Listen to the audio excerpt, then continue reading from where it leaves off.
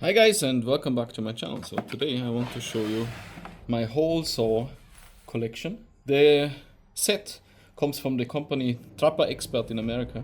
I got it along my travels. I will put you a similar set in the links below, but this is the one I have. This is the one I use since years.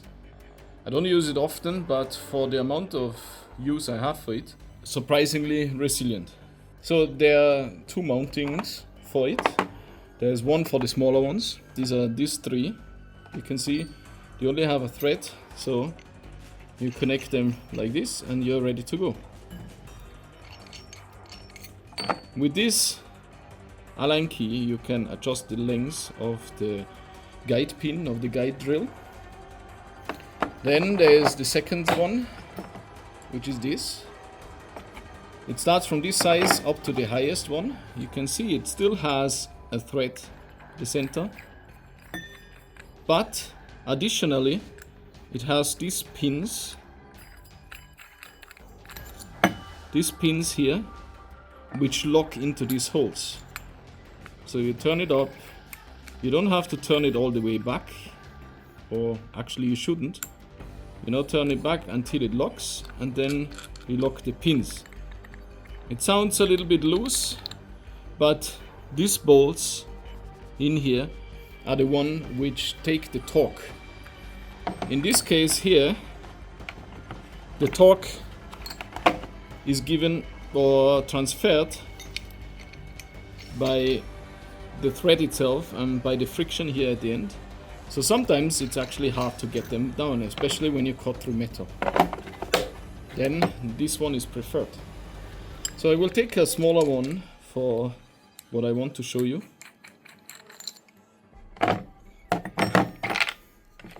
I'll use this, no particular reason, just because it's smaller.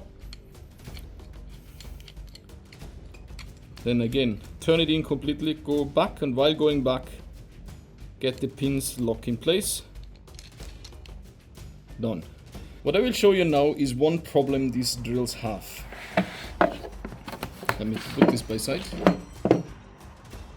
One problem these drills have is they are limited in length. Here you can see it better. So you can only drill this deep, because then the material you're cutting, you're drilling, gets stuck inside. So what you have to do sometimes is drill from one side then to the other side. Let's see this wood. Here I can go like this deep, which will end here. Then I can go here this deep, and I will not even cut through. So in this case, also, if I drill like this, the pilot drill will not go all the way through. So what you do here first is you mark where you want to drill it.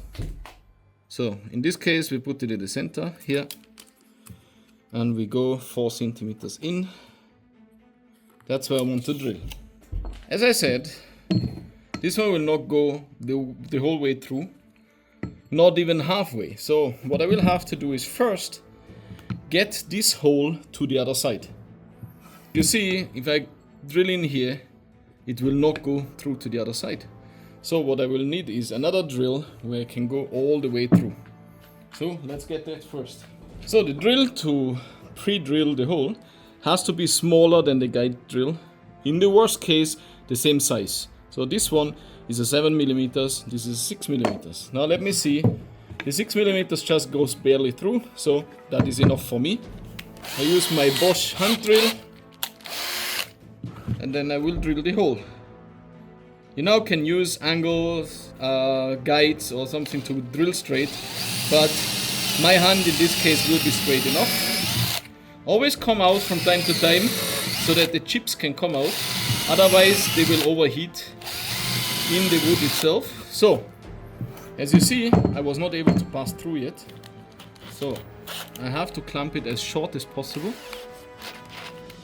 and the rest I do like this so I don't drill in my table. And now you can see it is true. Now I use my hole saw.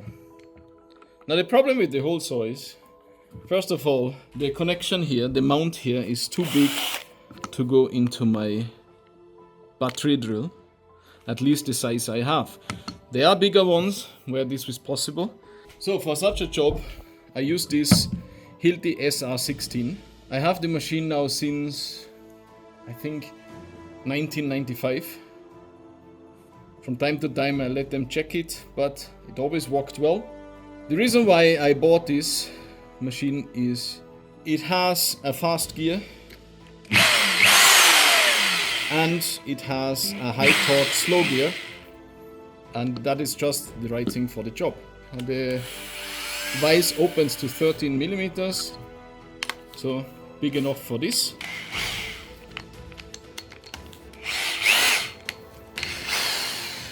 Then I can go ahead and drill. Here I will use the side of my body to hold the wood, and then I can start. Since it's wood, I can actually use the faster gear. As you see, while I'm drilling, I move a little bit like this. I try to keep the center, but I move like this in order to get the cut free, so that the teeth make a little bit a bigger hole. Therefore, it is possible to get space for the chips to come out. From time to time you have to come out.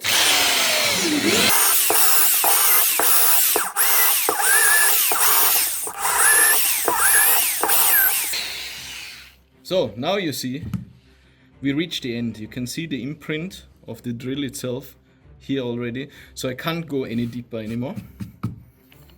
Now I will start from the other side, even though it will not go through. We have here the pilot hole.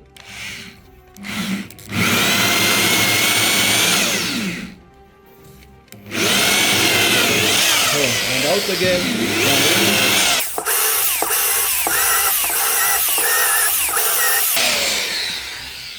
So the reason why I come out from time to time is to get the chips out, and with the chips out, I also reduce the friction.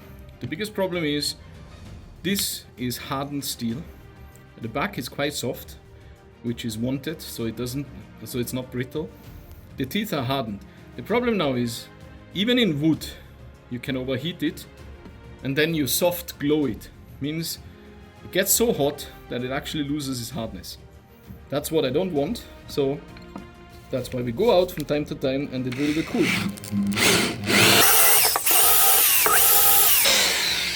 So here you can clearly see that I reached the end. It's even starting to burn here, and you can see the core is still fixed in it. There is no way, because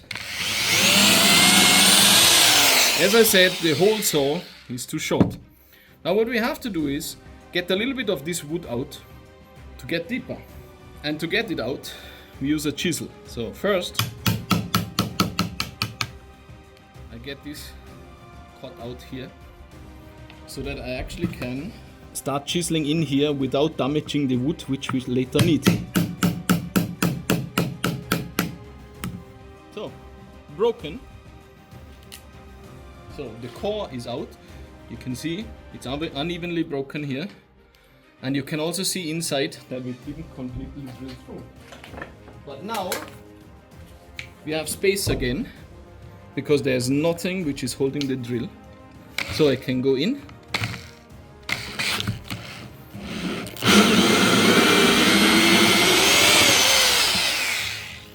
And we are through.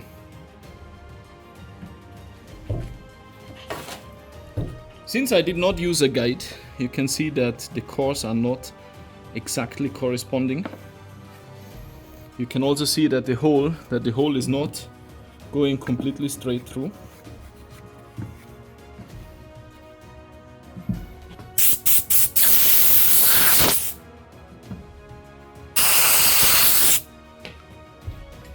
So you can see it here, there is a small step in it, but in this case it would not matter, because whatever goes through here, you drill it a little bit bigger and then you can clear it.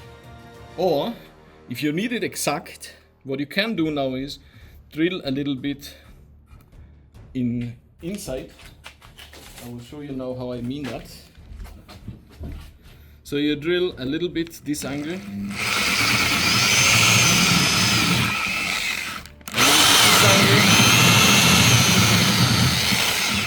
to the side, a little bit to the other side. So this way, the hole is actually getting bigger inside, and the ends are still the correct diameter. So whatever you want to put through here will go through. Yeah, that's it. Now, due to this mount, you can just by hand open it like this, pull out the pins, and it opens. If I would have drilled the same hole without the pins, like just put it like this, then it would be not possible for me to open that by hand. But yeah, that's it. That's how you drill a hole when the material is actually thicker than the drill is long.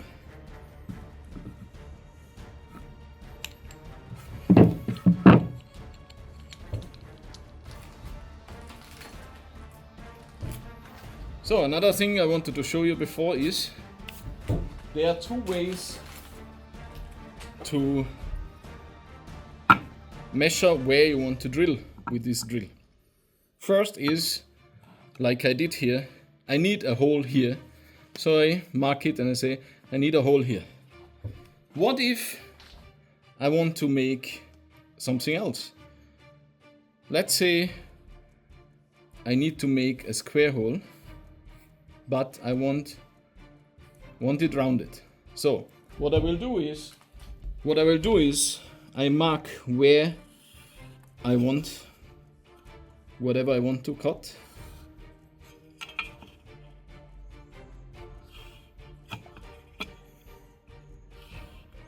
So now I can either take the diameter of this drill, which is 44 millimeters, measure 22 inside here, measure 22 inside here, and make my pilot drill. Easier way is you take the drill without the guide pin, put it on the markings so that it touches here, then mark it the center like this. So from here it's quite easy to get the center, and that is then your guide hole. So when you now drill, it will drill exactly to this flank and this flank. Then you do it 4 times. Drill the 4 holes, drill this. Maybe use a standing drilling machine to get it exactly centered. Doesn't always have to be by hand. I use it often by hand because often I have very big parts which are not easy to carry to the standing machine, or I'm on a job site and there I only have my hand tools. So I hope this helped you, and I wish you all the best. Come back for more. Bye bye.